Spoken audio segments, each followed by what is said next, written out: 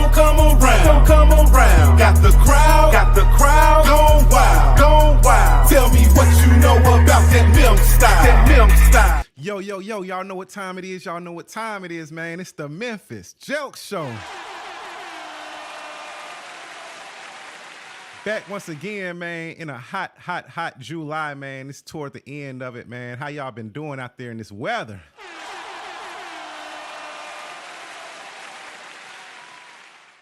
It's been so hot, man, it make cheese melt. Oh, man, it's good to be back. It's good to be back, man. But y'all know who I got with me tonight. Drums, please. Oh, What's up, man? what's up? Oh, What's going on, man? How you doing tonight? man, I can't call it, man. How about yourself, bro? Man, listen, I'm with you. It's hot, man. It's hot. It's been raining and still been hot here. You can say that 3,000 times because it feels like it's 3,000 degrees out there, Man, bro. I feel like the devil pulled out his pinky toe or something around here. Like, man, y'all get a text of what hell gonna be like. I'm like, man. I love the heat, but like it's also been humid here, so that makes it worse for me. You know, I'm okay with the heat. I can take 93, 98, 100, but man, mixed in with that humidity, man, and stuffy, and oh no, that's Man, not for me. I'm telling you, and you're in the Windy City. Can you Yeah. imagine how it is in Memphis? Burning up. burning up. I mean, like we don't get no breaks. Ain't no wind coming off no lakes. That's a bar. Hold up, that's a Yeah. bar. I need Hey, to write that down. You do. Man, speaking of that, man, I released a new song this week, man. It's a tribute to Malcolm Jamal Warner. Rest in peace, man. Yeah, for sure. Oh man, it's called MJ to MJ, man. That's a sad situation that happened with that, bro. I grew up watching Malcolm Jamal. Man, these people we grew up watching, Malcolm and Eddie, Cosby Show, man, all of that stuff. So, man, death is a crazy thing, man. And it's hard to like imagine, especially the older we get, the more time goes on, man, the people who you grew up watching, the people who were actors or actresses, that might be the same age as you or a little bit older, or grew up in some, kind of the same generation, man. Mm-hmm. Slipping up out of here like that, man, it make you reevaluate your life. It makes you put things into perspective, man. Like, hey, listen, time not guaranteed, so you got to make the most out of every second you got. I promise you. Yeah, you never know when your last one will be, man. So, when stuff like that happen, man, it's just a reminder for me that you got to make every second count, man, every minute count. And you got to put it to good use, man, because you just never know. He on vacation, man. On vacation with his wife and with his daughter, and it's just tragic, bro. Just enjoying life, man, and then boom, in a blink of an eye, man, gone. When things like that happen, I'm glad I have music to kind of be my therapy. Yeah. Because it hits me so hard, man, to where words can't explain the way that I feel by losing a person that I had so much the utmost respect for. I've been seeing how he's been talking about the state of hip hop in his latest interviews, like with the Breakfast Club and things of that nature, and just how they're using hip hop as an anti-black weapon. And you have to pretty much be anti-black to be a successful rapper these days. Yeah. And I've been saying that because I got in the car one day with one of my homeboys. He's a white guy. Yeah. And he was listening to some rap. And I've never heard the lyrics the way that I heard them that day when I'm in the car with my white homie. And no disrespect to him or nothing. He just likes the music. But I don't know if I was in antenna mode, like sensitive mode that day or something. But every other word was N-word this, N-word that, ow, F your B. And I'll take a N-words B and have my way with her and then send them back to the N-word. And I was just like, this sounds like KKK music, man. What the fuck? Whoa, man! Is the person black who's rapping this? Because Man. he sound like he has a white sheet on his doggone head, bro. Not a white sheet. Not the Black Klansman. Man, yeah, that's what we be listening to, man. A lot of the rappers are black Klansmen, man. So anyway, Malcolm was he was a rider for us, you know, when it came to that, you know, and he was really trying to combat that with his new podcast. It's called It's called Not All Hood. And he was letting people know that, you know, just because we're black don't mean that we're all from the hood. You know, we have different cultures, different backgrounds, different upbringings that separate us from each other. We're individuals, you know. But if you look at it, but when people in other countries and stuff, when they see the media that comes from America and stuff, they would like to think that we're all hood, but we're not. So rest in peace to that brother, man. I hope y'all go check out the tribute song that I made for him and to him. It's kind of, man, it's just straight heart to heart. That's the only thing that I could think to do is what I do best, that music, baby. Get on that mic. Had to release that pain, man. Yeah. And man, just let's pray for his wife and pray for his family, pray for his daughter. And let's just keep his legacy alive, man. You know what I'm saying? One way I want to keep his legacy alive is through the song, you know, MJ to MJ. So, you know what I'm saying? Y'all Google that and check it out. Let me know. Leave it in the comments what y'all think, you know what I'm saying, and all that good stuff. As if I care. It's dope to me. But anyway, man, we got a special segment tonight, and this segment is going to be an ongoing thing. Every fourth Wednesday of each month, we're going to have this segment, and it goes a little something like this.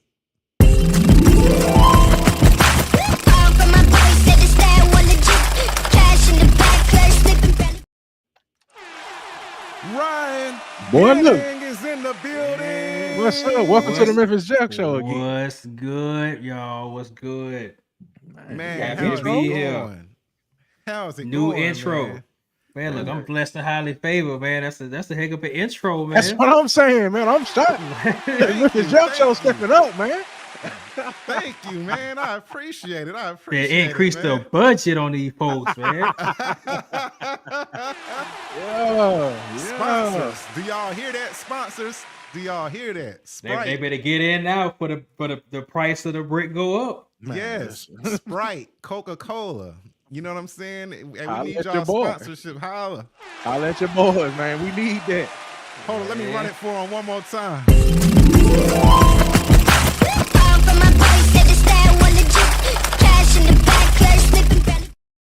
Yo. Today is Wealthy Wednesday. Yes, sir. And when we say Wealthy Wednesday, I don't mean we coming on here to shit on everybody. That's not why we here, man. No, not at all. Not at all. We're opening up the phone lines. They're open. Y'all see the number on the screen. We're having discussion about financial literacy, and just a lot of different topics that we're going to be talking about. Like tonight, you know, we're going to be talking about personal branding. It's just this segment is just going to be for anybody who's in this world today. You know, a lot of the stuff that we're doing is social media driven, or it's just, you know, or just investing, promoting, making ads. You have to make ads and stuff to advertise on different platforms these days. Because if you think you're just going to make a post and it's just going to get seen by a lot of people off the rip, then it's just not going to happen. No, sir. So we wanted to create a space to where we discuss these things. You know, like if you post a new music video and then you're wondering why you only got 100 views, you know what I'm saying, versus like 100,000. You know what I'm saying? We're here to show you like different ways that you can run your ads through YouTube, through Facebook, through Twitter, TikTok, all of that. You know what I'm saying? There's ways that you can boost up your brand and get it seen and heard by a lot of people. You know what I'm saying? So that's what we're going to be discussing, just things like that, man, and just money, period, man. If you got any money questions or if you got some knowledge and you want to share it with the crowd, hey, call and share your knowledge with us too, because we're not here to say that we know it all. Not at all. Not Exactly. at all, man. I think this series is going to impact a lot of people, because I do feel like probably especially within the last, let's say, 5 years or so, you hear a lot of financial conversations, whether it's somebody giving advice or whether somebody giving financial advice or whether somebody giving content advice.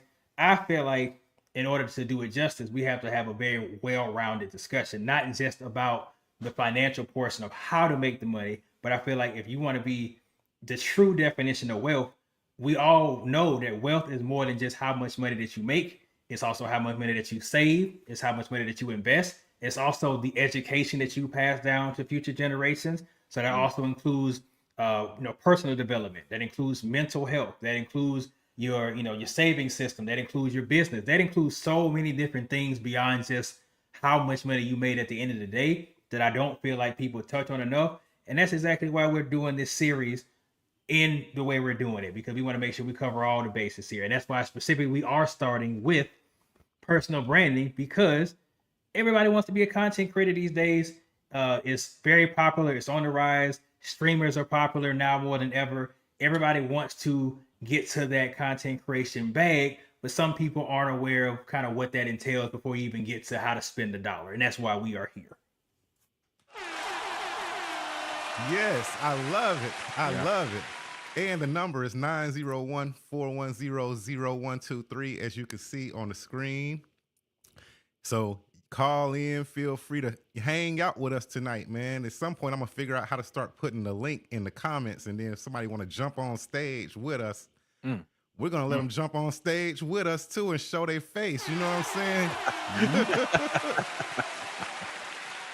Especially if it's a hot chick. Just playing, just playing. Now you trying to get us all in trouble now. Yeah, you trying to get us all in trouble. Yeah. Let me show my. I'm tripping. I'm just. This is only one person's action. This is not a representation of all three people on this show. Disclaimer. Everybody follow my wife, Summer Rae Henning, on all platforms. Yeah. Give her a like and a follow. I love you. Yeah. Listen, my views and opinions of the Mr. Show are not a representation of O or Ryan Henning.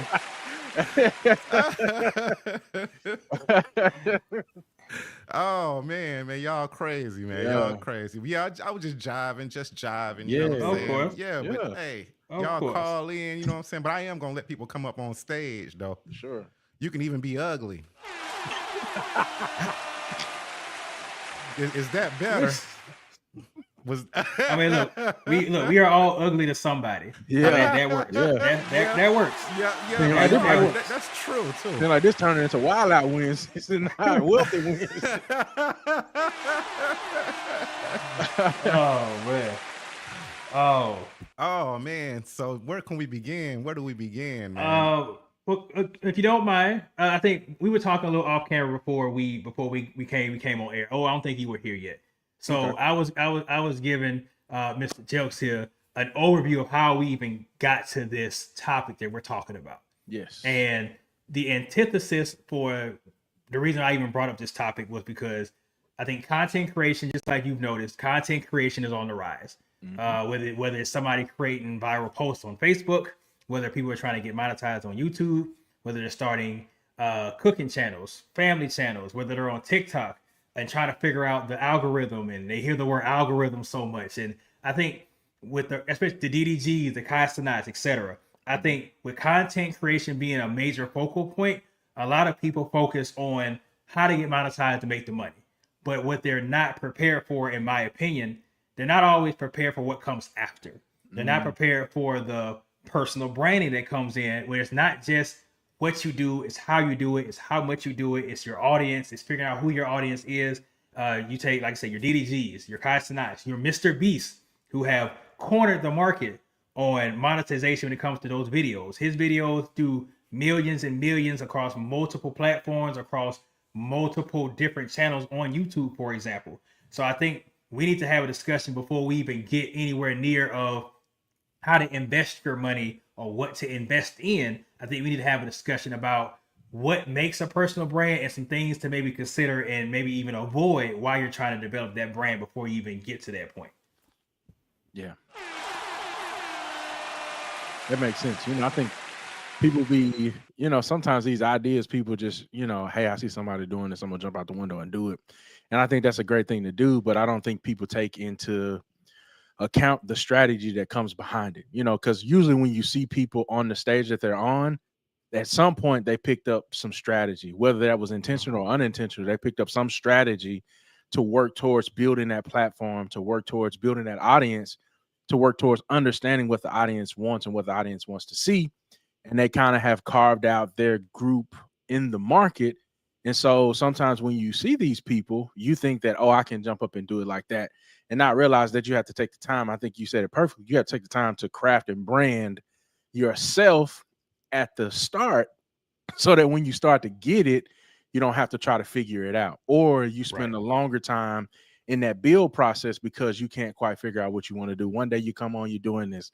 The next day you come on, you're doing that. The next day you come on, you're doing something else.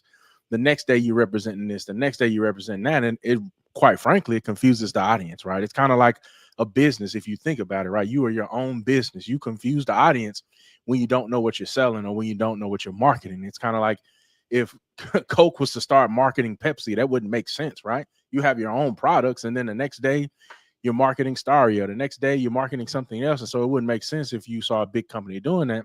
So you have to, from my perspective, you have to think of yourself as your own small business. And Jelks talks about this a lot. Like, you have to look at yourself as if you're a business. How are you going to market yourself to the world? What is your target audience? I like to tell people you have to find out where the gaps are and where you can address those. If you see a gap, there's a market for that. If there is something that's happening in the world that people are missing, there is a market to exploit that. There is a market there. There are people who need that service, or people who need that content, or people who enjoy that content. And so you have to be willing to put in the time and the work to develop that brand for that market. And it's not to say that you can't pivot or you can't change your mind. Just my personal opinion, I think you have to craft the message to reach the audience you want to reach before you start pivoting and branching off. I think you and your wife are a great example of that, right? Y'all started out with one thing, and as you built your brand, you all started to branch off into this and branch off into that. And guess what the people did? They followed. Because they like the brand, right? They like the brand that y'all had. So they follow to every platform you've gone to. And as you continue to develop different brands, whether it be, your individual, together, your family, your kids, the people, there will still be, maybe not everybody, but there'll still be a section of people who follow because of the brand that they were introduced to. And you haven't kind of deviated from that. They've kind of grown with you. Yes. I completely agree. Oh, I will say this, and this is where we're going to get, we're going to dive in. And, I don't come over here pump faking. So I'm going to give you some real, experience information here. The part specifically when we talk about, because I actually have just a quick, list here of things, we'll go over that. But exactly what you said about audiences traveling, I will tell you, and I give you the perfect example. My wife is a powerhouse on all platforms, but especially on TikTok. She's over 1 million followers, really killing it, really doing her thing. Now, when you try to transition that audience to a YouTube audience, there is, depending on who you are, of course, there are different scenarios, but on average, some people have a difficult time converting that 7-second, 1 minute long audience into a full-length, long-form video audience, because they're used to seeing only anywhere between 7 seconds to 1.5 minutes of whatever you're doing in that moment. Everybody knows TikTok is going fast. You scroll, you doom scroll, things are coming to you left and right. You like one thing, it's going to show you a whole bunch of that particular thing. Yeah. So I think some people do rely too much on, I go viral on Facebook, so let me start trying to make vlog content on YouTube. Well, people don't know you enough to even know whether they want to watch you do a day in the life, or watch you do a get ready with me, or watch you do, you know, a day out with your family. So you have to not rest on your laurels and think that just because you did this on TikTok or you did this on Facebook, that it's going to work on YouTube or other platforms, because that could be an entirely different audience. Our audience on TikTok may be anywhere between the ages of primarily, let's say 25 to 35-year-old married females with families who are trying to figure out how to balance work and family. On YouTube, you may end up, which by our numbers, you end up with anywhere between kids watching it with their parents and in that same age bracket. So it increases the gap between who's watching, and the people who are commenting are people with children, people who watch it like, hey, you know, I watch it with my child on his iPad. I love what y'all doing. They're thinking of other ideas that they can do with their own families, even if they're not trying to make content out of it. So you have to go into each content space just like you would go to any job. Just because you worked at McDonald's doesn't mean you're going to go to Burger King and do the exact same thing. There are some things that are going to travel with you in terms of being able to multitask, being able to jump on a grill and then jump on a fryer, or you may be able to be diverse. You may want to make sure you can run the cash register, but there are some nuances with that specific job or platform that you're going to have to cultivate, and you're going to have to cultivate that by consistently showing up, consistently posting, seeing what works, what doesn't work, but still staying within the framework of your brand or your identity. So let me ask you this when you talk about that. So when you platform hop, we'll just call it that, should your brand remain the same, or should your brand adjust to what the platform does best, right? So each platform has a thing that it does a little bit better, or that people utilize them for a little bit better than others. You know, I hear people say, you know, they like to go to you know, Instagram for, you know, stories or different types of content they like to see, like to consume it in a different way than they do on TikTok and then they do on YouTube. You know, so the stuff they watch on YouTube might not be the same type of content that they look at on Instagram or even Facebook or TikTok. So how should people approach that, right? So let's just say I'm on TikTok and I'm booming on TikTok, but I want to expand because, you know, TikTok might not last forever, right? It's been on a chopping block for who knows how long. And I think a lot of people started panicking when they were like, hey, we about to ban TikTok. And so people were like, hey, follow me on Instagram because I'm over here doing this, or follow me on YouTube. And so how do people, or what do you feel like is the best brand strategy for trying to leverage all platforms, but also trying to grow and have a consistent brand on all platforms? Is that possible? Yeah. So, I'm going to tell you, I'm going to start from. I know it's complex. My bad. Oh, no, you're good. So I'm going to start from the foundational piece, because I'm going to tackle this from two different angles. So there is, I always like to say, before I address how to be diverse on all platforms, I think the majority of people who may be watching this aren't even established on one platform. So I always do try to preface it by saying, just like when you start a business, you don't, even though they tell you every millionaire has 7 streams of income, but they don't tell you is a lot of the income just starting out, they had to pick one stream, get really good at it to get it on autopilot, to then pivot, but they pivoted to something within the same industry.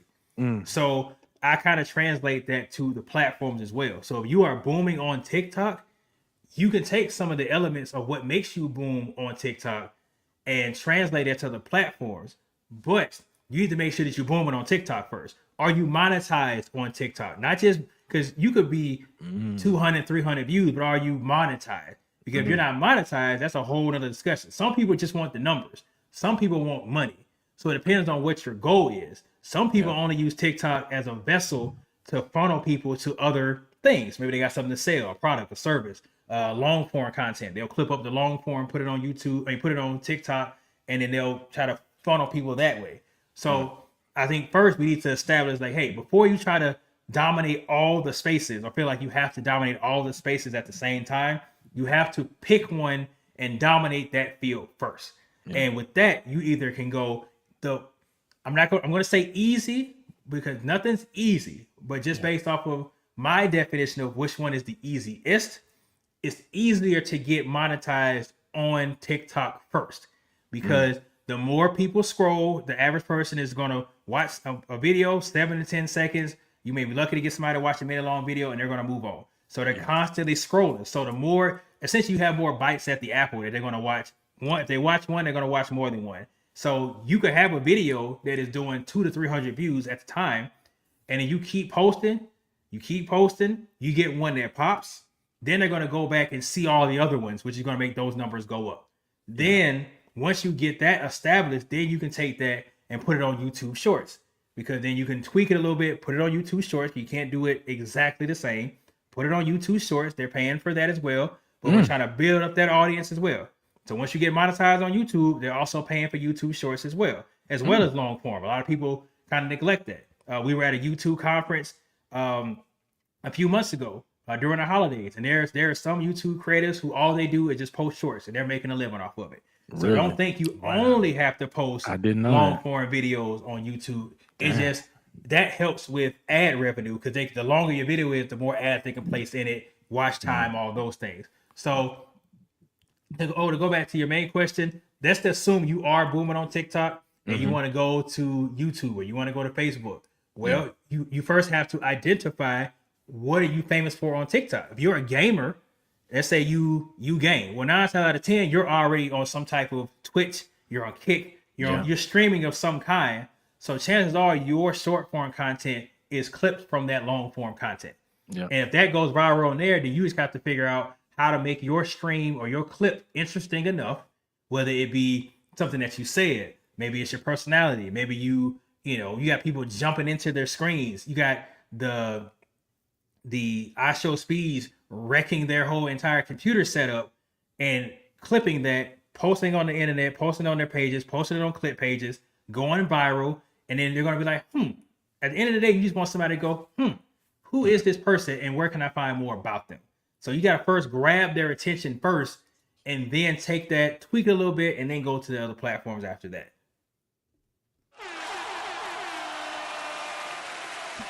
What advice could you give people to decide which platform they want to tackle first?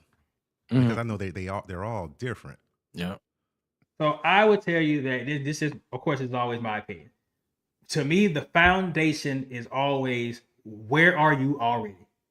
If you're on TikTok already, scrolling, doom scrolling, late night scrolling, you're already familiar with the algorithm. You already know how it works and you don't even know it. You know what content you like. So if you know what content you like, you know there's an audience for that content. So if that aligns with your identity or that aligns with your branding, then it's easier to not only post content on there because you know there's an audience for it, but you can also get motivation. Not necessarily saying you have to steal somebody's ideas or anything like that, but you can get certain, motivations from watching people who you already are used to watching, and figure out how to cultivate that into your own and adding your own personal spice to it. So I always tell people to start where you're already at. And if you already have some type of motion on a platform, hone in on that platform. So if you're already going viral on Facebook, making viral posts, double down on that. If you're already, going viral on TikTok, double down on that. Get that established. Get some roots in that. Because I think a lot of people too many times try to jump the gun too fast. So you're going viral on Facebook, but then you take time away from Facebook to start trying to post on TikTok. Meanwhile, you haven't even figured out your posting schedule. Yes, you're eventually going to need a posting schedule. You're going to need a content. When you make your content, a time block for that. You're going to have to be organized. So before you try to, multitask and stretch yourself out as thin as possible, you have to first start with where you're at. Start where home is first, and then you can branch out from there. So let's say they identify the platform they want, and maybe the content or the brand they want to do is overly saturated. How should they approach trying to build the brand on, let's just say, we've been talking about, let's just say TikTok, right? The brand, like whatever brand that they're trying to brand themselves, whatever content avenue they're trying to get into it, let's just say it's overly saturated. How do they brand themselves to try to, one, crack into that, but two, also be able to pull viewership to them, because maybe they see something similar that they feel like they can do, not trying to steal it, but like they have some of the same energy.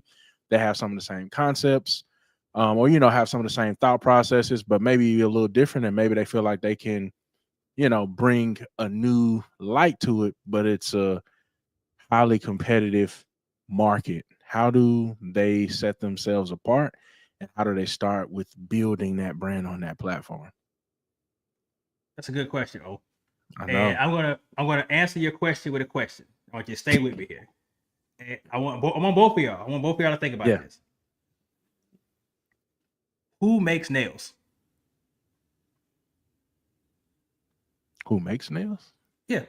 What company makes nails? What company makes screws? Metal fences. What company makes metal fences? I'm pretty sure, I don't know either. I was about to say, I was trying to think if I knew a company, but I can't even think of a company. No, right it's now. not. It's not a trick. It's not a trick question. It's definitely not a trick question. I don't know either. And Yeah. my point when I asked that question is, we have no idea who makes these products. There's hundreds and hundreds and thousands of companies that do. So when somebody mentions or somebody talks to me, even when I coach clients and they mention to me about worrying about oversaturation, I ask them that same question. Like, well, who makes screws? Who makes nails? Who makes, you know, metal fences? You don't know. So you don't think that those markets are oversaturated? Of course they're oversaturated. There are a ton of markets that are making the same product. Walmart and Kmart were essentially the same store. Yeah. They were selling pretty much the same things. Walmart were just over time better at evolving and branding. Yeah. And that's the way they were able to survive. Best Buy, if there's any of those left, Best Buy and Circuit City were doing the same thing, except Best Buy was able to evolve. Netflix, before they went streaming, they were you know, you could rent DVDs through the mail. Netflix and Blockbuster were the same thing. Yeah. Netflix was just able to evolve and create a brand identity. So when we speak about saturation, I tell people don't worry about saturation because there's not too many things you can do that hasn't already been done. What you want to do is just try to grab your piece of that specific genre or niche and use your personal story. Most brands, if not all brands, are built off the backs of a story.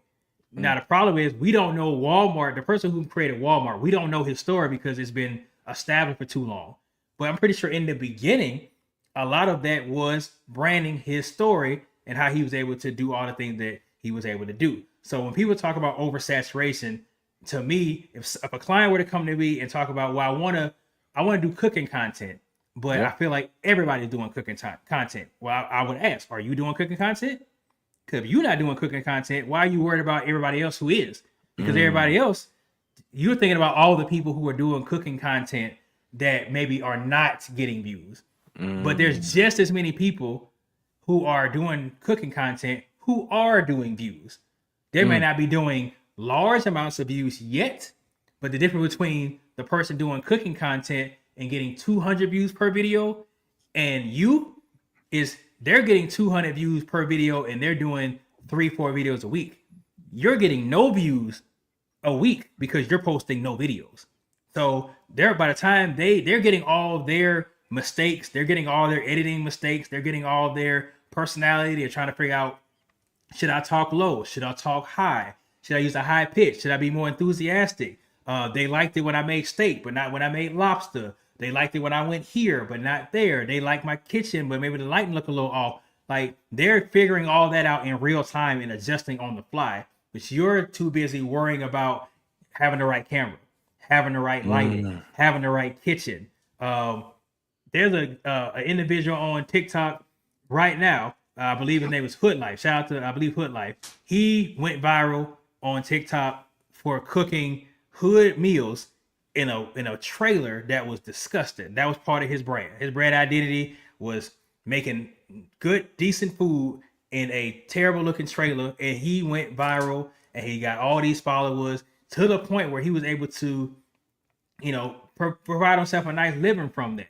So it's not people. Sometimes people are so worried about having all the right things in order to get the people that they're not doing the one thing that you need to do, whether you're trying to make content or business, which is get yourself in front of people. Let the people tell you how good your content is. Let the views, let the numbers tell you how good your content is, what you need to tweak. Let the algorithm tell you what you need to tweak instead of you. Because if you wait on yourself, you're gonna be waiting a long time. You're never going to start, and somebody else is already going to lap you because they're already making their mistakes on the fly. So that would be my advice to anybody. Yeah, and just to piggyback off that a little bit. So, what about a person who since we're in the building phase or the starting phase is what I would call it. What about the person who wants to start a faceless brand? They don't want to put their face out there, but they want to share the content. We have a lot of, you see a lot of people on there. They don't show their face. You just see their hands doing the cooking. What about people who want to start a faceless brand? Is that a harder road? Is that an easier path? Or is it just kind of the same thing you just talked about? Just start and let the people come to you. It is just as simple as, to me, it is just as simple as starting. I'm once again, fella, I'm not telling you something I haven't already seen. My wife built her original TikTok portfolio off of cleaning the bathroom, cleaning the kitchen, vacuuming, doing all those household things. And she didn't have to be seen. All you saw was her hands scrubbing, her hands wiping, her hands doing all these things. Then eventually we move on to a voiceover. And that's why I think anybody who wants to create a faceless brand, you might want to make sure, in my opinion, you can't have a faceless brand unless you're doing ASMR, which, unless you're doing where you're going to do cleaning, but you're going to just have, the only sound you're going to have is the sound of the brush bristles, the sound of the washcloths, the sound of the running water. If you want to do that, that's fine. Outside of that, if you want to have a faceless brand, you better have some type of series or some type of story to relay as a voiceover. So it could be a minute of you cleaning something. It could be a minute of you, cleaning an environment or sorting something out or, pulling laundry out, whatever the case may be. If you have a compelling story voiceover on it to make people continue to watch. So it could be something just as simple as you cleaning your bathroom, cleaning the shower, cleaning the bathroom, cleaning the sinks, and you're telling a story about your family and how how you're navigating a tough journey, or how you are adapting to a new lifestyle, or how you overcame something recently that has been holding you back. You can tell your story and not show your face, and you can make quite a decent living content wise off of that, especially on TikTok, because some people care about stories. Brands are built on stories. So as long as you have a compelling story, you can create a nice living for yourself. And then eventually, if you want to expand into having more opportunities in other avenues, then you can start putting your face out there more.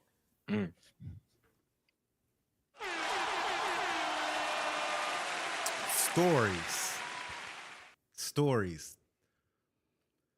They're easier sometimes said than told. What would you advise people as far as how to take their life, things that have happened in their life, and make a creative enough story out of that some people may want to follow, online? So I think you first have to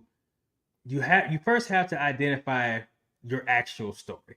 I think a lot of us are in a position of where we are going day to day. We're kind of waffling. We're just trying to make it to the next day, the next paycheck, the next week.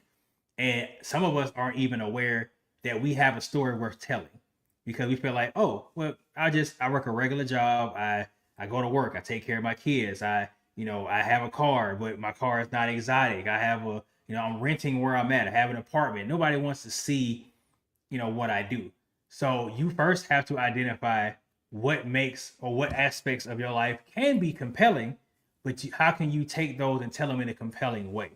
So your house doesn't have to be a mansion for you to tell people about your dream of one day owning a mansion. You don't have to be a millionaire for you to be able to tell the story of something that you already think about every day. How can I become a millionaire? What books are you reading? What journey are you on? Are you on a health journey? Are you trying to evolve as a person? Are you having any setbacks? Anything that you are willing to be transparent about is a story that somebody wants to hear. Because the majority of us watch things, if you look at movies, TV shows, music, it's all about emotion. If you can evoke emotion out of somebody, they're going to tune into whatever you're trying to present to them. So you first have to take your own struggles or your own story, or your own goals, your own dreams, your own mindset, and you have to just figure out how to package that into something that you would want to watch.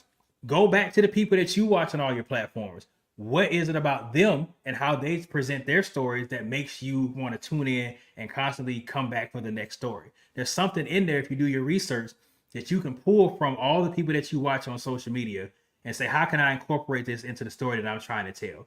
So maybe you have children and your children are growing up before your very eyes, and you wonder whether you are doing enough. Maybe you are a father who works 12 to 18 hours a day. Your kids are growing up before your eyes, and you feel like you're missing out on a lot of their basketball games, baseball games, and you have a wife who's holding down the house, and you're trying to figure out how to make sure you don't feel like you're missing too much. That is a story. You just have to be able to relay that story exactly how you would tell a friend, or exactly how you would relay it to somebody who is your listening ear, and you'll be able to formulate that idea into something that's monetizable. Can you be bad at the storytelling part and still be successful? No, you can't be bad. But we have to define what bad is. So to me, a bad storyteller, any story can be compelling if you tell it right. Right. Because like we all know, it's about pitch. It's about, there's certain words you can say that are offensive if you say them a certain way, and they're not offensive if you got a more positive tone to them. Yeah. So just because you have maybe a story that isn't, explosions metaphorically, that doesn't mean it's a bad story. I feel like you can't be successful if you're bad if you haven't identified what story you're trying to tell and who you're trying to tell it to. So I think too many people don't identify who they're specifically talking to because they're trying to just cast a wide net and see what they can catch. And I always disagree with that, because I feel like you have to hone in on a specific audience, because not everybody receives that information the same way. I give you an example. If you are a personal trainer, you're not going to talk to somebody who has been heavy set their entire life and deals with, mental issues in terms of confidence. You're not going to talk to that person or train that person the same way as somebody who grew up slim and then hit a rough patch, got a little older and got out of shape, but not overweight. It's two totally different processes. It's two totally different types of background in terms of how did we get here. Yeah. So the how did we get here is just as valuable as the where we're at now. So you have to cultivate your story and your presentation of that story to fit the audience that you're trying to reach and get the emotion out of. So I may go to somebody who's been dealing with confidence issues as a personal trainer. I'm going to approach you. Maybe you haven't had anybody in your corner be encouraging. Maybe you haven't had anybody be consistent and hold you accountable. That's very different than somebody who hit a rough patch but relatively been slim their entire life. They may not have as much of a commitment issue. They may have just a time issue. They may have it's not as big of a deal as I think it is. So you have to make sure that they stay on track. Those are two totally different scenarios. So you have to make sure you approach them accordingly. That makes sense. And I always hear, I've always read and talked to people and gotten advice, and a lot of people say you should niche down, find your niche. And my question is, how specific do you need to be, when it comes to picking your niche? So let's say, like, should I say I want people to listen to my music who's graduated from college as an engineer, and then they like to eat peanut butter and jelly sandwiches on a Saturday at 3:00 in the morning? You know what I'm saying? Like, how when is going too far as far as when you're niching down to, you know what I'm saying? Because you don't want to have like a broad, they say you shouldn't like try to just throw everything at the wall and see what sticks, or try to throw your lasso out there and capture the whole world. Like you actually, like you said, you need to have an audience in mind, a target audience that you're reaching out to, or that's your goal, is to get them to listen and follow the story that you're presenting. But what's too far? What's going too far as niching down though? That's a good question, man. Man, y'all got some good questions today, man. I love it. I love it, man. And I would tell you this. So when it comes to niching down, I'll give you a scenario. Back when we were doing credit academies more regularly than we do now, we took all people, all walks, all backgrounds. But what you find is not everybody has the same credit journey or story. If you're 19 with no credit, that's very different than somebody who is 30, 35, and they've messed up their credit when they were younger and they're trying to rebuild. There's a different mentality. A person with a 500 credit score but has a wife, 2 kids, they want to own a home, they want to be able to get a nice car instead of getting a cash car that they can't rely on. That's a very different pitch that I'm going to convey to them than somebody who is 18, 19, 20 with no credit, but they want credit specifically to be able to get, the travel or to get the Rolls Royce or to be able to fund a business with. So if you want to fund a business, that's a very different conversation. Somebody who just wants to be able to provide a different kind of life for their family. So I always tell people when it comes to niching, I do feel like you do need to niche in terms of the details. You need to know the basic information is age, demographic in terms of black, white. Not necessarily you have to convey your message to fit black people because we are not a monolith. There are different. Which is why I feel like some people feel like, oh, if I want to talk to African Americans, I have to speak in rap. I have to speak in a rhythmic tone because they are not. And this is other people's words. These are not my words. These are people who've had businesses who have, testified to this, where they specifically speak in certain rhythms and they speak in certain rapping tones because they feel like that's the only thing that we understand, which is unfortunate. So you don't want to insult somebody's intelligence, but you do need to be aware of talking to your audience. Is your audience, are they 18, 19, 20? Are they 29, 30, 31? Two different phases of their life. Are they you look at your demographics. Are they, for example, our YouTube demographics, they'll tell us the age of the people generally watching. They'll tell us the country they're specifically watching from, the ethnicity, because you have to fill all that beforehand. So this helps us. Okay, well, if you're in, let's say, Mississippi, by numbers, Mississippi has a lower, wage scale. There's not as much money flowing through Mississippi. So me trying to sell to people in Mississippi a $1,000 product, it's not gonna fly. They can't afford that, and they also don't have the mindset or the mission to feel like $1,000 is worth an investment when they're just trying to put food on their table right now. So that's just an example in the credit space. So I do believe in niching down, because if you're making day in the life content, but your content is married man with 2 children and a wife going to work, okay, well, somebody who is trying to live a influencer lifestyle, quote unquote, they may not be something that they're interested in. So eventually you're making content for the wrong audience, or you're going to end up in a scenario where you're going to try to make content for that audience. It's not going to translate, and then you're going to try to scrap it and do something that you feel like younger people would like, and it's going to feel inauthentic. You're going to sound inauthentic. You're going to look inauthentic. It's going to be cringy, and it's not going to be something that you can maintain.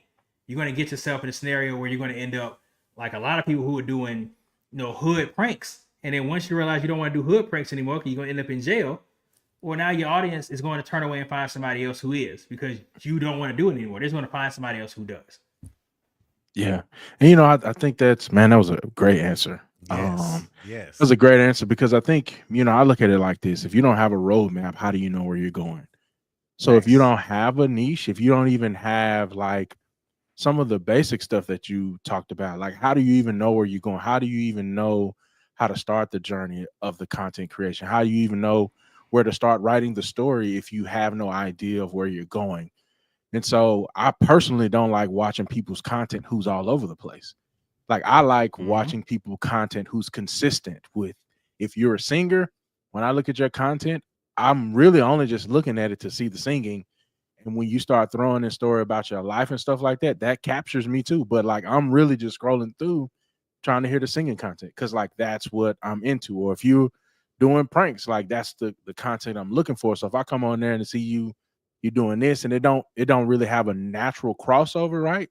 If you sing and you prank, right, that's a different thing, right? Now you got those two things you do well, and the content can cross over if you can build the bridge for me to get over. And I think that's another part too. Like I think you can cross over to different contents, but if you don't build a good bridge for people to walk across, it's going to be hard for people to get to the other side.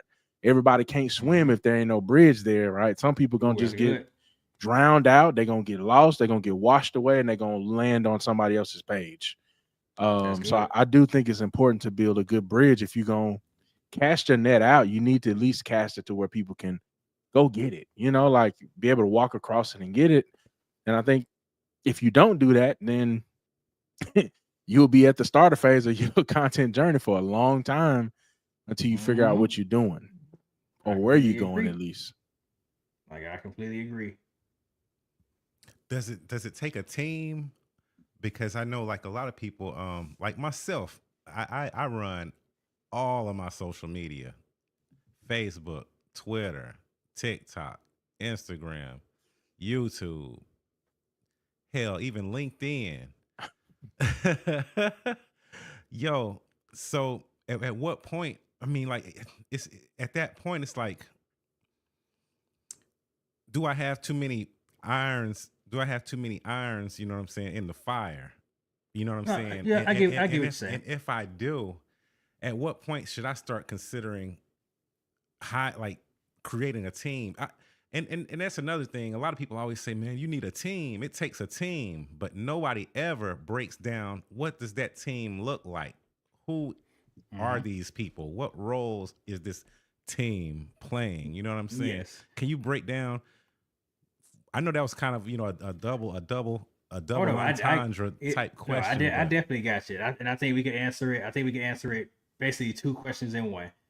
Okay. So I will tell you that most people, and this is just, and once again, I'm speaking to, because we've achieved a certain level of success. I'm not talking to those people. I'm talking to the people who mid-level, just starting out, or you just, maybe you did it and it didn't work, and you're trying to rebuild. That's who I speak to. That's who I coach. I don't coach millionaires. I coach people who got 9-to-5 jobs who are trying to create a side hustle that may or may not eventually turn into a full-blown entrepreneurship. But if not, they got a nice side hustle. They can work 20 hours a week instead of 40 hours a week. So that's my audience. So when you ask that question, I always tell people you don't need a team. You need systems. Mm-hmm. Now more than ever, with AI coming into the fold, with all these other things at your disposal, most people talk about team or getting a team or needing a team and don't even use their calendar. Yes. How do you need a team and you don't even utilize your calendar on your phone? Yes. You don't have any scheduling app. You don't use your calendar. You don't have a checklist. You don't have a notebook. You don't have anything that will help you organize your thoughts and whatever it is that you're trying to do in a day. So I feel like people need to start by, before you get a team, you need to have a team of systems in place and a schedule. Some people don't even have a schedule in place. So when you are posting content or you're trying to do different things in different spaces, you can do it if you have systems in place and a schedule. So maybe you have your early morning activities, because the thing about it is, let's keep it real. Even somebody who works a standard 8-hour job during the day has time before they go to bed to do a little bit of something. Yeah. Or even if it's just a matter of, you got to be at work at 8, you got to leave the house at 7:30, you wake up at 7, you can wake up at 6:30 to do whatever it is that you want to do to help build a better future for yourself, if you had the proper scheduling and the proper system. So there are plenty of platforms, plenty of applications, plenty of websites that you can formulate and put into and figure out what your day looks like, so you're not feeling too overwhelmed. Some people are running around doing random things, thinking they're, just because they're busy, they're being productive. You could be busy and not productive. What are you doing with the time that you are doing your activity with? Are you maximizing the time that you got? There are some people who are working from 8 to 12 and they get more done from 8 to 12 than people getting a whole 24 hours. That's because they have schedules in place and a system in place to make sure that it's justified. So before you think about hiring out or getting a team together, are you utilizing your calendar already? That should be your best friend. Put everything that you have going on a calendar.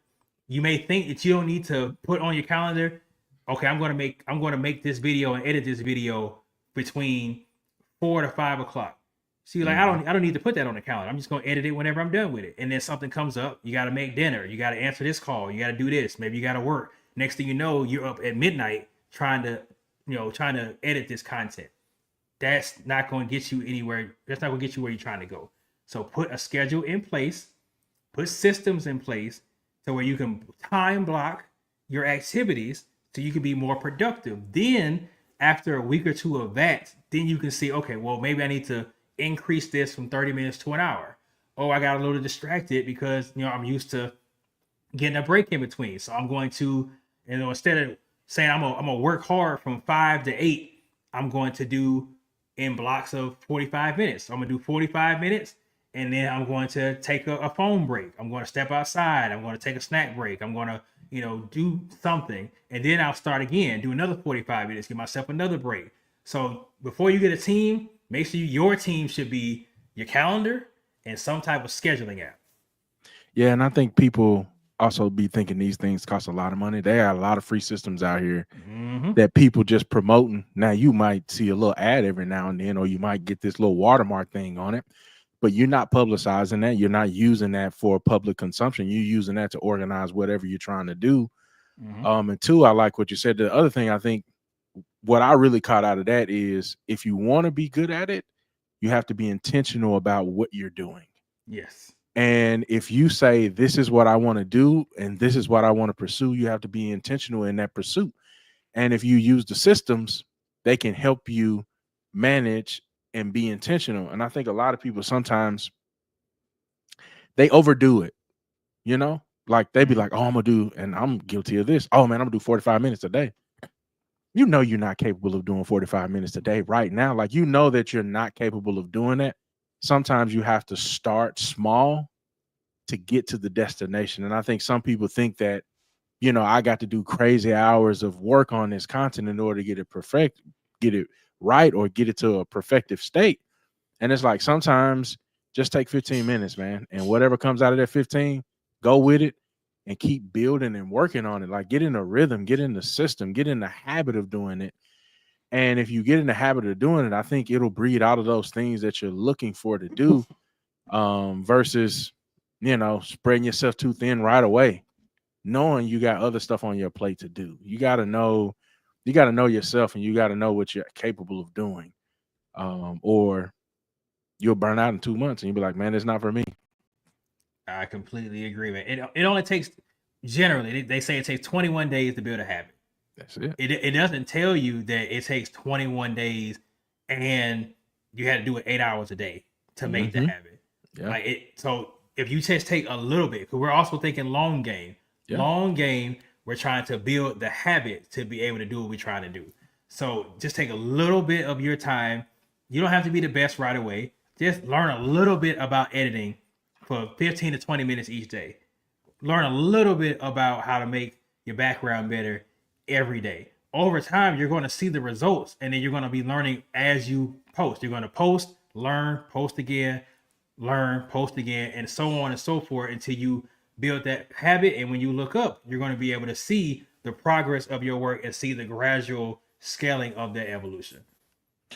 Let me ask you this. And I know we up against the end of our time, but just with the little time we got left, is content creation, is social media, is platform building, is branding, should everybody be stepping into that lane to do, whether it's to generate income, whether it's to get exposure, whether it's to promote a business?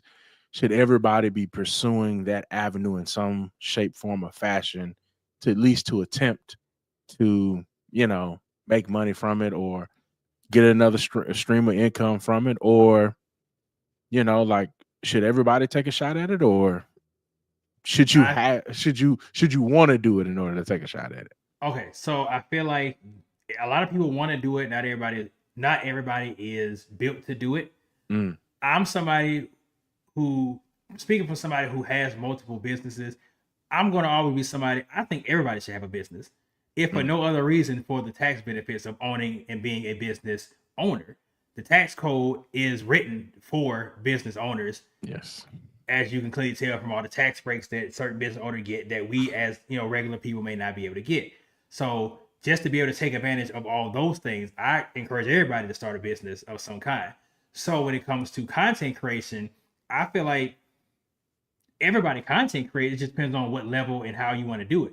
Like your local car dealership is creating content.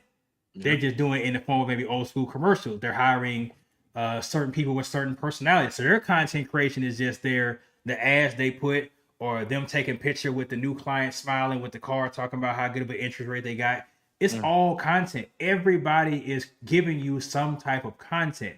The problem with us sometimes is because we're looking at the shiny content. We're looking at YouTube. We're looking at TikTok. We're looking at Facebook. We're looking at those things when 20 years ago, it wasn't any of those things. It was, Google pages. It was actual commercials on TV. It was, paid ads. It was infomercials. It was all those things.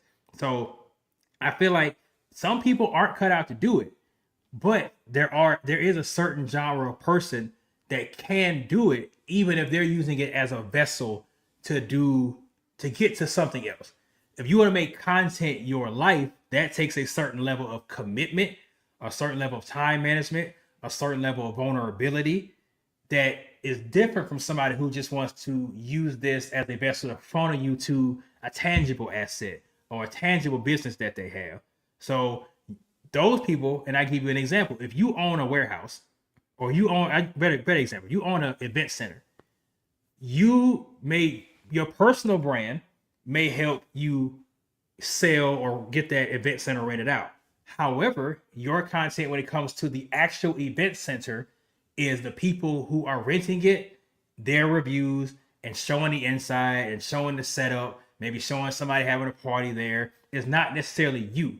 You're still creating content, but it's a different kind of content than somebody who wants to brand themselves and wants to get brands to come to them and pay them to go to movie premieres or promoting a product. So you have to figure out how much you're willing to invest in your time, willing to invest in your lifestyle, and also willing to invest your money.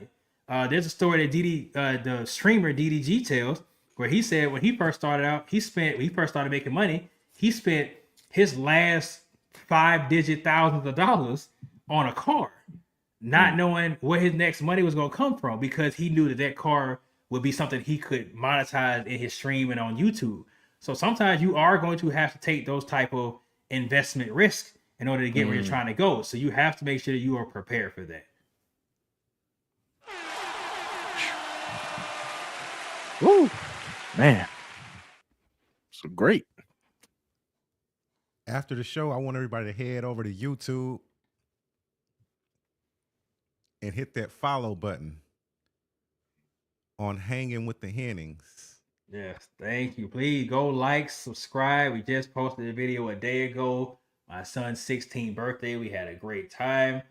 We always try to have fun no matter what we're doing. We are on the road, the fast track to 1 million subscribers. I plan on doing something very special when we get to that point.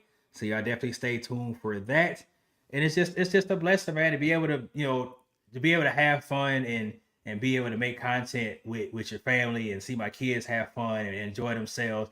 Like, it's a blessing, man. I know not everybody gets the opportunity to watch their kids grow and experience things. So I'm just blessed to be in a position to be able to provide for the family while also being able to have, make memories with them. Just subscribe. You got me. Yep. I appreciate it. We appreciate, commenting. We get, trust me, in Atlanta, we get spotted a lot. And, people walk up to us, families, kids, their parents, just how much they enjoy the channel. And it's a blessing, man, because we don't define ourselves as a kids channel by no means. But it just happen to be the people who tend to, see us, walk up to it because, whether we know it or not, which goes back to the personal branding, we are somebody's, role model. We're somebody's example. Somebody is trying to get to the level that you're at. And we're so worried about trying to get to the level above us that sometimes we neglect thinking about how people are trying to get to the level that we're already at. So I always try to keep that in mind when we meet people and we make content, because this is going to be the thing that could inspire the next big streamer, the next big content creator, the next, anything. Or it could be somebody who it just makes their, they see we went to a certain place, they go there with their mother and father, and they have a memory that lasts them a lifetime. And I think those two things are just as equal to me. Whether you make $1 million doing content with your kids or whether you just make memories with your kids, I feel like either one is beneficial, however times you look at it. Yeah. And if you can do both, that's even more of a blessing. Yeah. Oh yeah, man, that's even more of a blessing. I know we short on time. I know we get ready to wrap up. So, but if you would humble me here, I want to leave everybody with 4 personal branding pitfall tips. That you don't have to listen to me. You don't have to listen to me. I'm just saying, you don't gotta listen to me. These are just things that I, through my coaching of clients, through my coaching, my coaching classes, these are certain things that I picked that I feel like will be benefits. So if you guys would indulge me, kind of go with these 4 and then just kind of chime in, see if maybe I'm just lying to myself. You just let me know. Definitely. So let's go for it. All right. So 1, and these are in no particular order of importance. These are just things that kind of stuck out. So 1, the first one, certain people like you until you feel unattainable. So you always need to be able to evolve. And what I mean by that is there are a lot of people who like the journey, who like seeing you on the rise. But then once you're no longer underground, once you're no longer a secret, or if they haven't evolved their life as you evolved your life, as they follows you, they're going to find somebody else who is more aligned with what they are right now. Now, there are people who are going to follow you and use your progression as motivation. Unfortunately, there is a section of the audience who are going to tune out once you get too famous. It is what it is. There's a TikTok person by the name of Hub's Life. He was a 9-to-5. He had a 9-to-5 job. So his content was showing what he did from 9 o'clock to around like 9 in the evening. He went to work. He brushed his teeth. He took a shower. He went to work. He had an office job.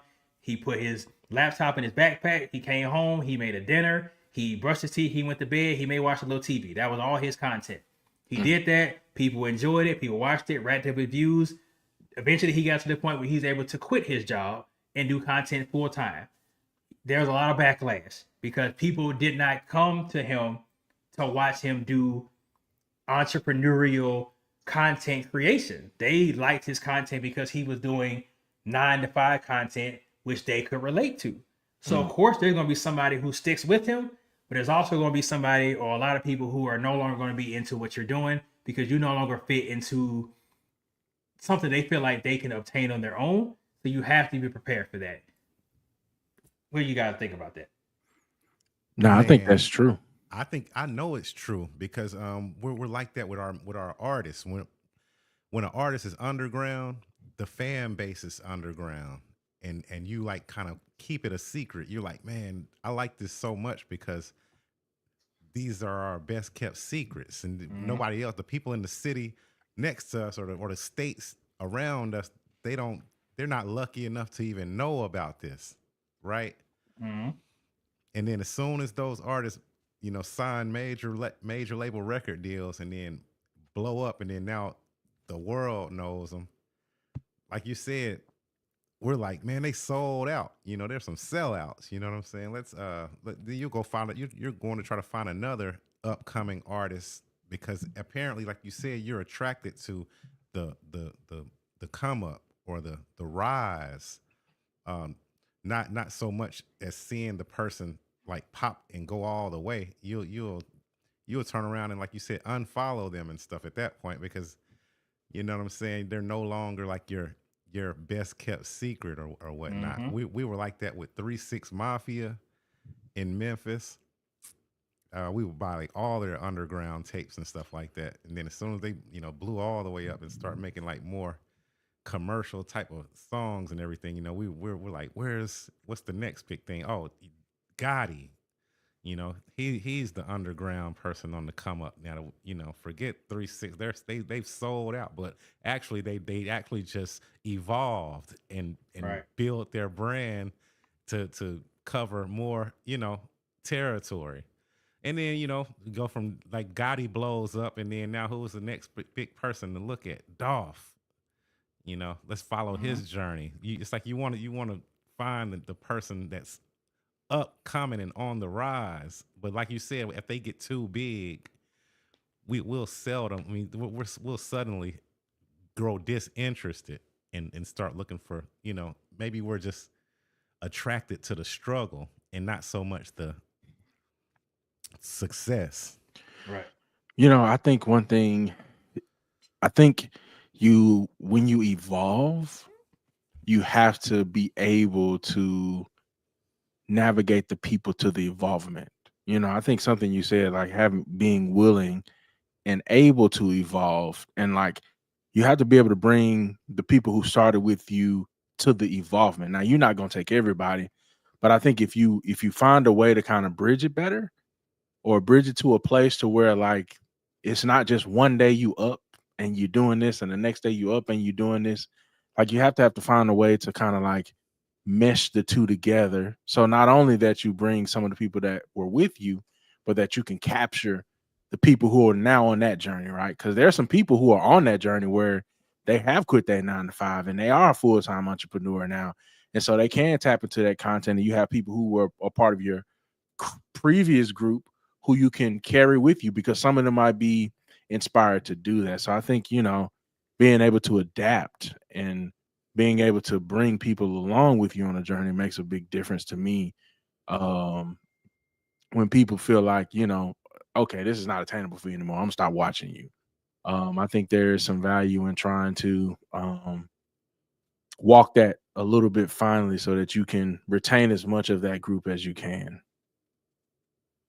I agree. Man, that's a good one, man. That's you. Hey, you jumping out there tonight. Yeah. What's number two? All right. What's all number right. 2? Whoa. The next. All right. So the next one. Yep. Relying too much on likability. I know that's a little weird. Hear me out. And we're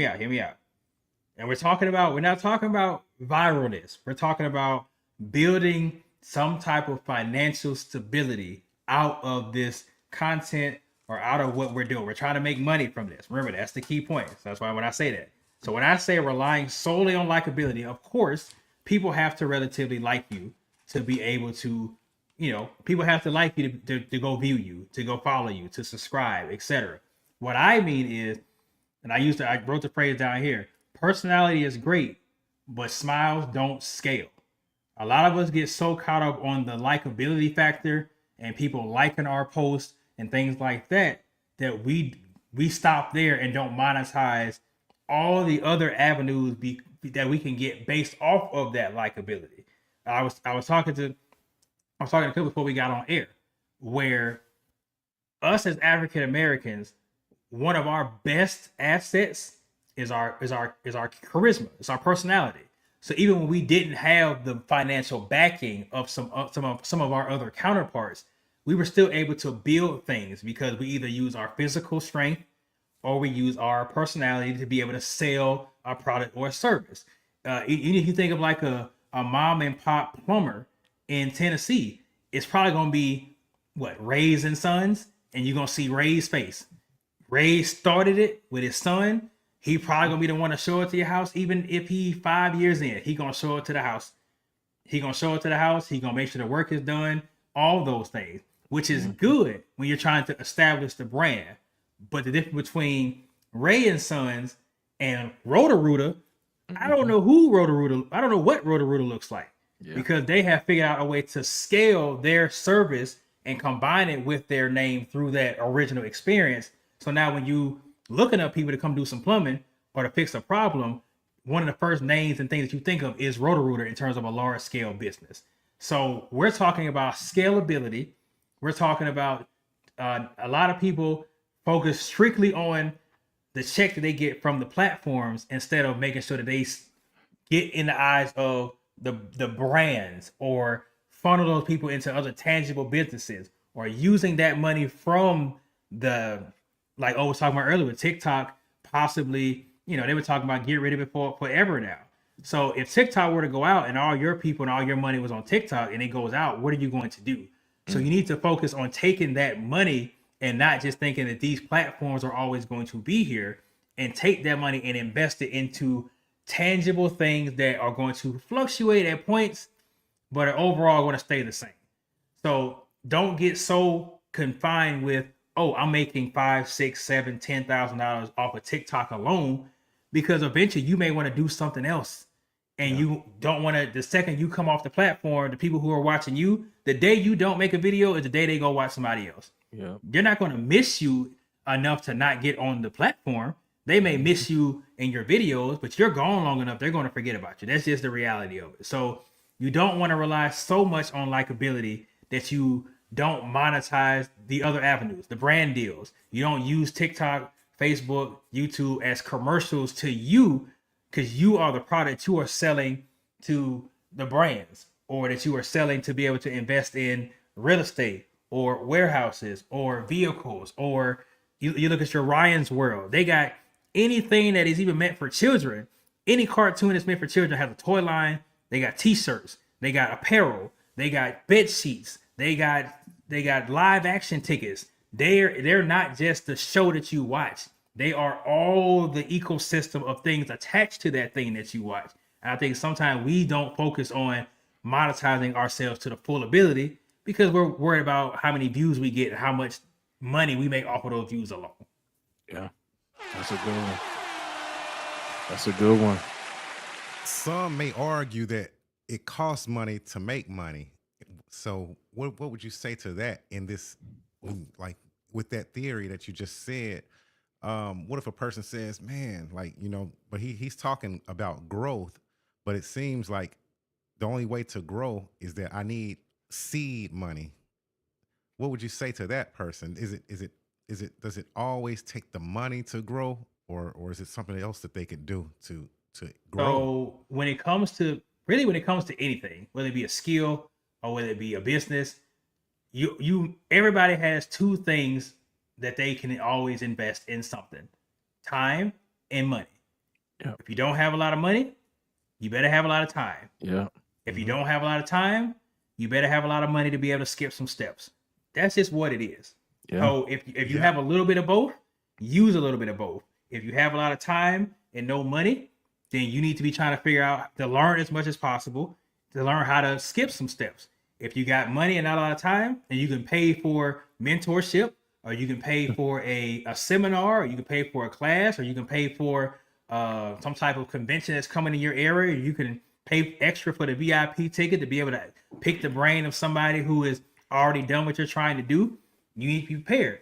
If you know somebody on the internet that is doing what you're trying to do, shoot them a DM and say, hey, I want to interview you, or I want to, pay for your. Don't ask them, hey, can you give me some advice? Because busy people may not always have time to answer your questions or your follow-up questions. However, if you come with some skin in the game and say, hey, I'm willing to invest in time with you to be able to ask you some questions, they may say, you know what, because you came to me offering something, I'm not even going to take it because you just didn't come to me thinking I owed you some time.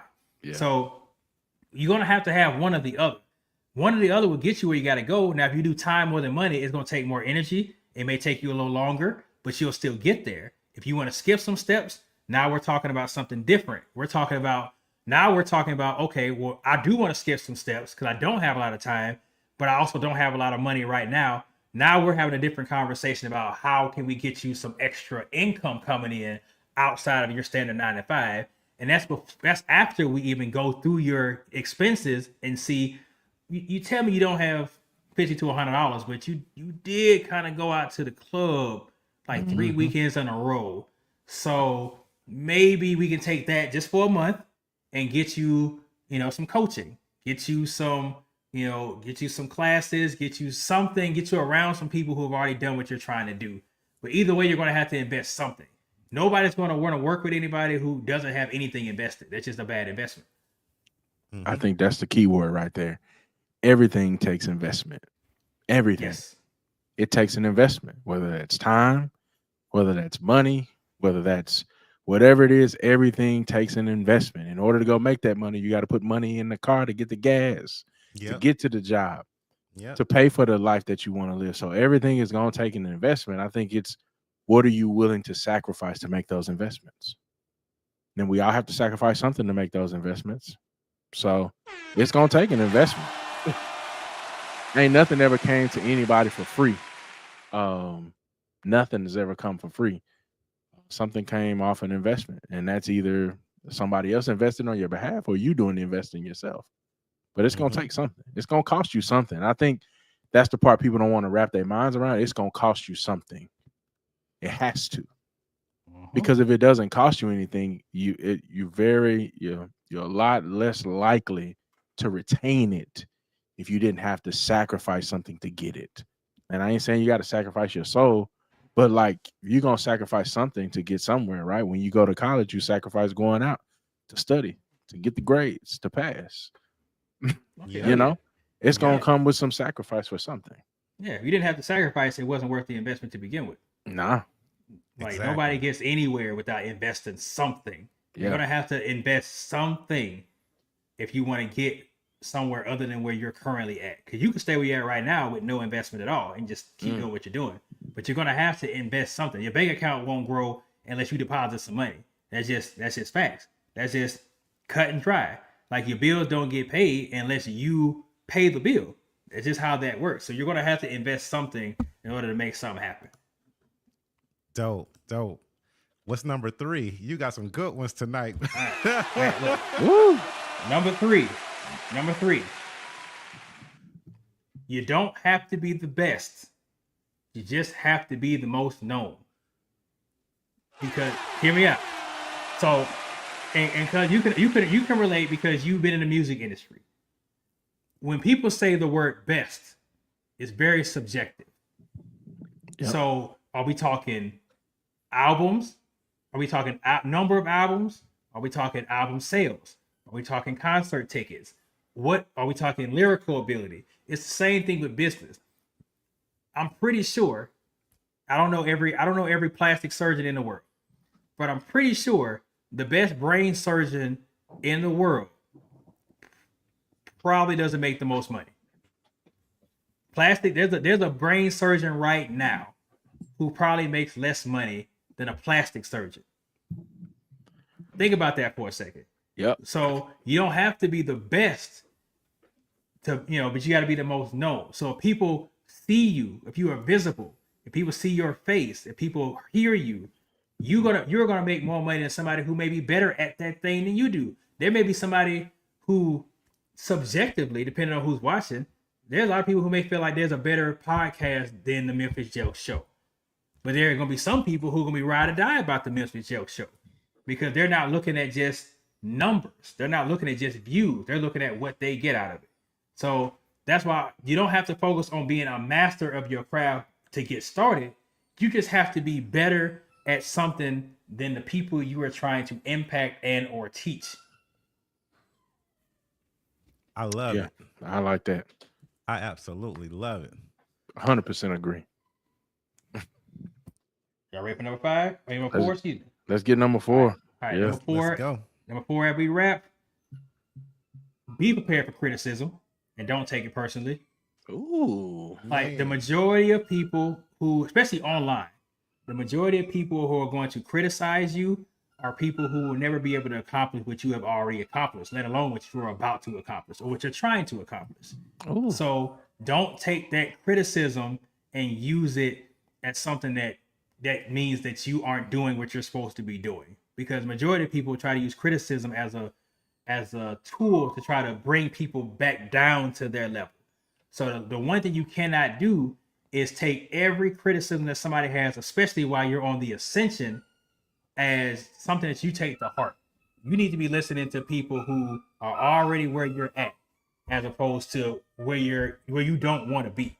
So you have to have some thick skin, especially if you're trying to create content, because people are just going to be trolls. So in order for them not to be trolls gonna be trolls. So you can't worry about the trolls. You just have to worry about yourself and what you're doing and go from there. Don't let criticism, depending on how you take it, can get you where you're trying to go if it's constructive criticism.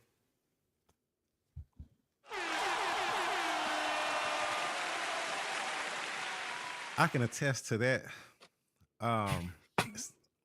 Really before the before like all the social media and stuff, you know, I would get my criticism, you know, from the streets, you know. I mean, like, you know, I'll put out music, we'll put albums out, and I mean, we were selling like, man, crazy amounts of albums and stuff, you know what I'm saying? But then you would just hear a random person in the street or might come up to me and they be like, man, forget what everybody say about you being on all that positive stuff. I still think you gangster with it. You know what I'm saying? Like, but you see how he brought me the criticism. So he just let me know that the streets are saying like, oh, this person is super positive. Like his music is so positive. The reason that we don't want to really get behind him and you know, push him in a street type of way or like, you know, or be like, you know, down with his music because, you know, like on some hood gangster stuff is because, you know, but the criticism, but like you said, I you know, I would take the criticism, you know, and use it, you know what I'm saying, in order to empower myself. So now since me being positive has them talking, I'm gonna do some even more positive shit. Cause that's what got them talking. Come on, man. Come on, man. Like, look, people are not gonna you're not gonna criticize something you don't care about. Right. Exactly. Yeah. So if they're talking about it, then it caught your attention. So even if you come to my page and comment that you hate what I'm doing, or what I'm doing is I'm overdoing it, or you know, you got some type of negative feedback, you took time out of your day to come to my page to comment on something that you watched. Yeah. So all the stuff you hate me doing with the money or with my life, you're helping me do that. Yeah. So like one of the biggest tools that any hater could use is your dollars in silence. So if you are silent, then and don't give me a view, that's one thing. But if you come to my page specifically to speak negatively, well, you're still coming to my page and still giving me a view. So like, thank you for that. So like somebody tell you, like somebody listen to your show and they're like, man, look, I ain't gonna lie to you, man. I hate O. I don't like the show. O is to this, O is to that. I don't like him. Well, I appreciate you for watching. Yeah. Yep. Thank you. Yep. Ching ching. That's another $1, baby. I hope you watch till the end too. I hope you watch to the end and you got a whole journal full of things from beginning to the end that you didn't like about what I did. Yeah, and maybe just go reshare it and talk about me a little bit more on your platforms so that your friends can go watch and see what you hate about me. Bring me a new audience, because you're gonna turn, like they always say, like haters are just friends you ain't made yet. Y'all just ain't crossed over yet. So if you stick around long enough, you follow me long enough to hate on me, you gonna eventually like it. You a secret fan. So that's how we get there, man. Man, I love those five man, I wrote them down. Ideas, I took notes. Man. Those 5 theories. I call them theories. Yep. They're all true. I mean, to the fullest. That could be a whole episode by itself. Like just go through each particular one and like with a fine-tooth comb, you know. Yeah, that could definitely, man. I'm feeling all of those. But yeah, I hope they watch you back, man. Some people will criticize you, you know what I'm saying? But really, you know, they're just letting you know like what you're doing that's actually working. So instead of you taking that criticism and saying, I'm gonna change for them. No, keep doing what you're doing, because whatever it is that you're doing, it you know what I'm saying, it sparked an emotion in them to make them say something about it. You know what I'm saying? So you might want to double down on what you're crank doing. It up. Don't change for them. Don't change for them. Evolve for you. Exactly. Yep. So you think they criticized that time? Wait till they hear this next one. Yeah. Yep. So that's it for the first episode of Wealthy Wednesday. Yes, sir. We don't want now. Don't be out there, y'all, broke and scared to dial that number, and then be wondering tomorrow, like, why y'all still broke and why y'all not on the path to follow whatever it is that you're trying to do with yourself. You know what I'm saying, and get and build up your brand and your business and get your money on, because the number is right there. You know, ain't nothing between us but air and opportunity. You know what I'm saying? Just, hey, choose one. You want the air or you want the opportunity? You know what I'm saying? Because ain't no in between. So next time, you know what I'm saying, don't be so scared to dial that number, man, 901-410-0123, because I know that y'all either got some advice that y'all can share with us, or we can all put our minds together and come up with come up with answers to any questions that any of us may have, and help each other move forward. You know, we need to come together, man. We're joining together as brothers, you know what I'm saying, and sisters, you know what I'm saying, and pushing for a positive outcome for everybody. So that's what this is all about. That's what this segment is about to be all about. You know what I'm saying? It's every fourth Wednesday of every month. So next month, it looks like that'll be on the 27th of August. Yep. So mark y'all calendars right now. If you're watching now, mark your calendar for the 27th of August. And then we're going to have Ryan back on. You know what I'm saying? Like I said, we're not here to try to act like we know everything, but you know what I'm saying? We have been through a lot. We all three of us have built brands to a certain level, and we're wanting to build our brands higher, and we're wanting to, you know what I'm saying, talk to like-minded individuals. You know what I'm saying? If you haven't started yet, we want to motivate you to start. You know what I'm saying? Yes. If you're in the middle, we want to give you tips and pointers on how to make it to the top. If you see something that we're lacking, we want your advice to help us, you know what I'm saying, in that realm. So we can help, so we can move up. Always looking to get better. It's all finna get good, man. It's finna get good. It's finna get good. Wealthy Wednesdays. Wealthy Wednesdays, man. Let's get it, y'all. Any shout outs before we leave tonight, or we just gonna take them to the house? Just take them to the king, man. Just take them to the king, man. We done had them. Hopefully they rewatch this back. There's a bunch of good stuff ahead. They're gonna have to rewatch it on the back end. Definitely, and I'm gonna break this into all kind of terabytes and mega and kilobytes and all kind of shorts and reels. And hey, we out, love. Peace. Squad up, haters down. If you ain't about that life, don't come around. Got the crowd, gone wild. Tell me what you know about that milk style.